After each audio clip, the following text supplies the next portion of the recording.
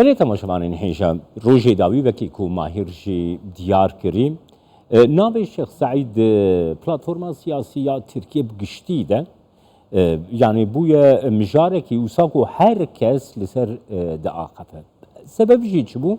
Koreyek tê çêkirin di navbêna farqîn û xerpitê de ew rê bi navê Bulêvar de Angoriya Mezin ya Şêx Saîd hate binavkirin. Ev yekî bi taybetî li gel nijadperestên Tirk dilgiraniyeka gelekî mezin peyda kiriye. Ji aliyê xwe ve li alî tevaiya Kurdan ve ji her dîtin îdeolojî olên cuda jî binê got nav Kurdan de hemî xwedî derketineke mezin ji bo Şêx Saîd Efendî diyar dikin. Em derbasî Diyarbekirê bibin rêveberê Komeleya Şêx Saîd Azad Zal li ser pêvajoya doza dîtin û eşkerekirina gorên Şêx Saîd û hevalên wî jî mêhvanî min e. Silav bo te kekeyê azad. Kek azad yani di demekê de ku gelek li ser rahmetî Şêx Saîd Efendî û rê hevalên wî tê axaftin her wiha îro dadgeha Ankara'yê doza eşkerekirina gorê wî red kir. Di wê derbarê de nirxandina te bikirim, sekna ve weke komele jî bikirim, kerem kekekeyê azad. Bele, spas mala ve ava. Naha Şêx Saîd û hevalên wî, hevdozên wî ku ji boyê dozekî canê xwe dane helbet wê dozê rihê wê doza hanê domdar e beriya Şêx Saîd û hevalên wî jî hebiye, bi Şêx Saîd û hevalên wî re jî hebiye û heta vê deman ha jî heye. Ji ber ku çima heye vê doza hanê, vê dawahanê, vê tekoşîna hanê ji ber ku nirxên gelê Kurd, nirxên welatê Kurda bi her away divê azad bibe, divê nirx yani nirxê gel her tim bê parastin. Van insanên me, van rêberên me jî vî nirxê parastine canê xwe dane. Li hember kî parastine? Li hember serdestan. Serdestên ên ku li ser welatê Kurda, yên ku li ser Kurda, li ser gelê Kurd mêtîngeriyê kirine, yê ku li serê gelê Kurd zilmê kirine, qetliyamê kirine, li hember wan parastine. Dîsa heman hêzên zordest, hêzên zalim bi münasebeta ku dew doza Şêx Saîd û hevalên wî dewam dike, loma ku bertek nîşan didin. Ji ber çi? Mesela di berfanbara 2019 da evê biryara ku niha li ser nîqaş hatiye kirin.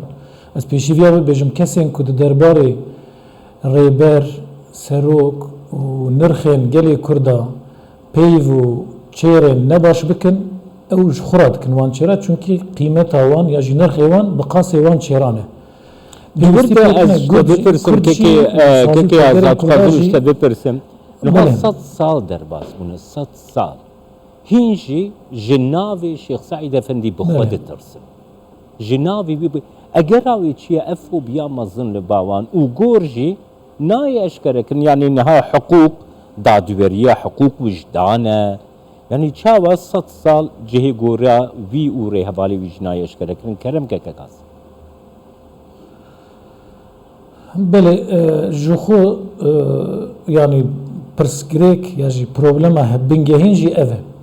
Niha Machiavel heye dibêje eger ku gelekî tekoşînê li hember te kir ji bo Prensê İtalî dibêje dibe ya tevî gelê bi giştî ji holê rakî ya jî te nafê wî gelê bidî.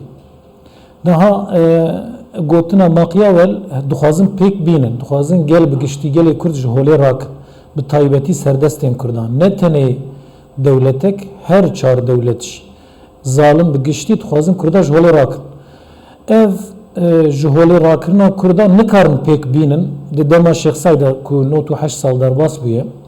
Di dema Şêx Saîd da dîsa tekoşîn hebû xwestin bi qetliyamê ji holê rakin. Piştê Şêx Saîd Dêrsin bû, Agrî bû, niha ev 40 sal e em bêjin li Bakurê Kurdistanê tevekî Kurdistanê tekoşînek berdewam dike bi qetliyama insan tene şevtandın, insan tene kuştun, biri asita da insan bun le vi geli nakade.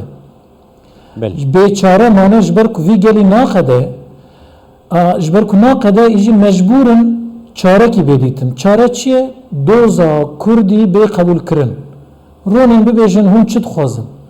Niha îja yên nûçeyê de serî ve got nijadperestên Tirkan. Mesele ne mesela nijadperestê Tirkan e. Mesele devletê bixwe ye. Niha Kurd wek paça sor ku em bêjin gayê ku bi berfsor ve diçe navê kesekî Kurd kî dibe birav be. Deva ku bû Kurd ev devletu tenem jadperest na yên ku dihêlîna devletê de xwedî bûne mezin bûne tevvekî êriş dikin.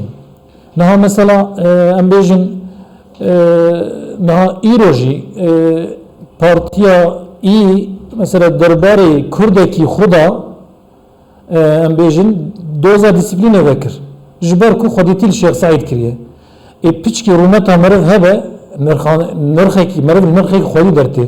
Bîna kurdîtiyê ji meriv bê meriv nirx xwedîtiya dike. Not û heşt sal berê canfedayî kirine vana îro jî hêjî wî rihê tê parastin. Çünkü eger ku em bêjin bi wê demora bi darvekirina van rêbera ve eger doz biqediyana ihtimalek mezine ev itibara Şêx Saîd jî batana dan. Ev devletê gotana yani komeliya Şêx Saîd û Barya Diyarbekirê dixwazim bizanim yani va dadgeha Ankara jî red kir. Yani pêngava wê din dê çi niha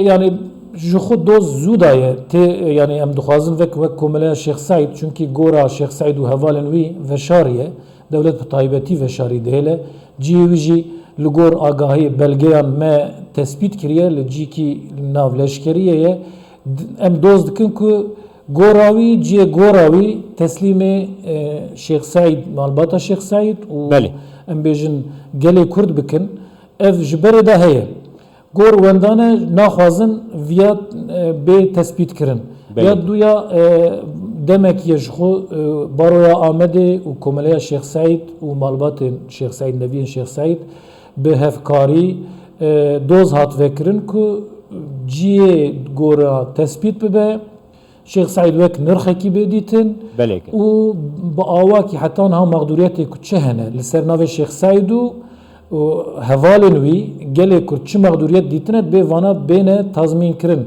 Tenê maddî jî na manevî jî bi her awayî. Çünkü devlet divê lêborî nexwaze. Ev wek nirxekî bêdîtin. Gelek spas bû te ke Kazazal ji Diyarbekirê li gel.